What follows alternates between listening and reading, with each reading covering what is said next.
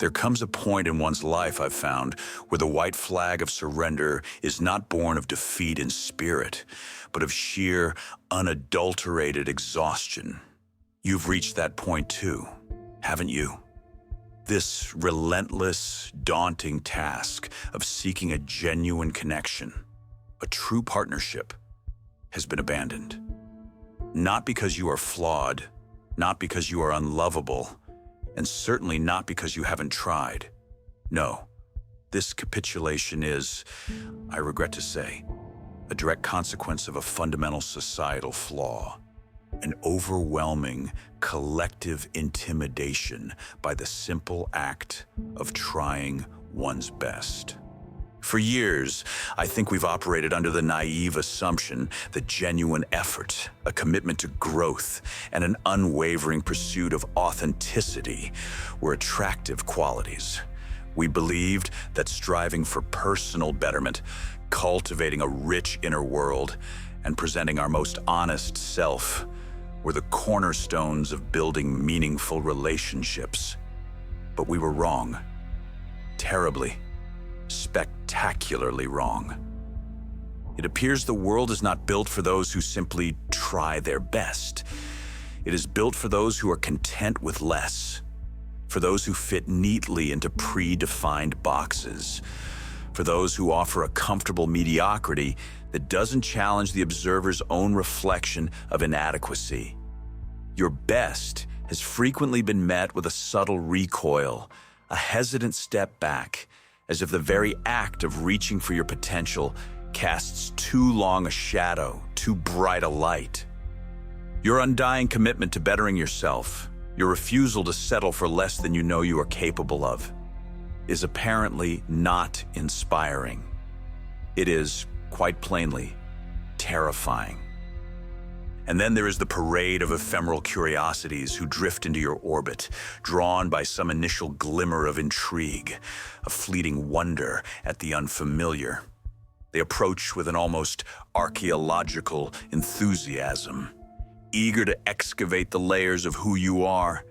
They probe, they ask, they listen, or rather they appear to listen.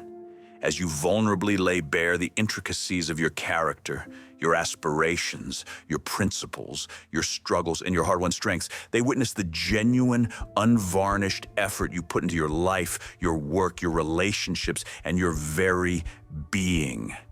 They see that you are not just floating aimlessly, but actively building something, striving for something, even if that something is simply a more fully realized version of yourself. And then the script invariably twists. The initial intrigue curdles into a quiet discomfort. The earnest questions become veiled assessments. Their eyes, once curious, begin to search for an escape hatch.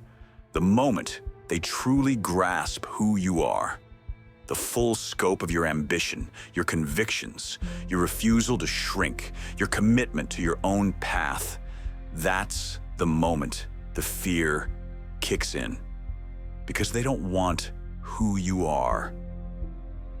Not really. They want someone more pliable, more docile, someone who will dim their own light so theirs can shine brighter by comparison. They want someone, in their own cowardly words, who is simply more manageable. Let's talk about insanity for a moment, shall we? Albert Einstein is credited with defining insanity as doing the same thing over and over again and expecting different results.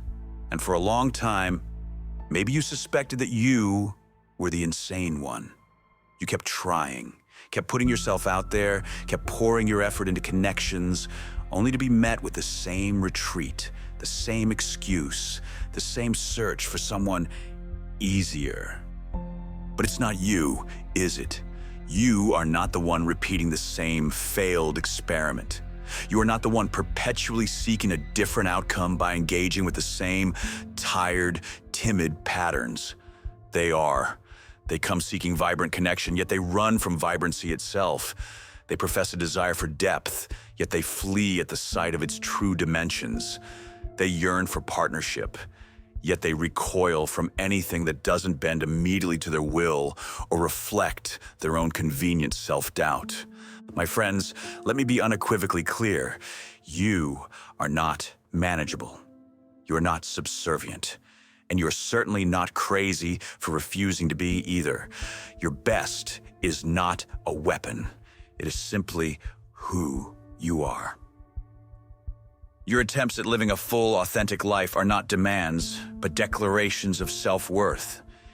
If that intimidates someone, if that makes them uncomfortable, if that sends them scurrying back to the safe, shallow waters where they can feel superior without effort, then that is their failing, not yours.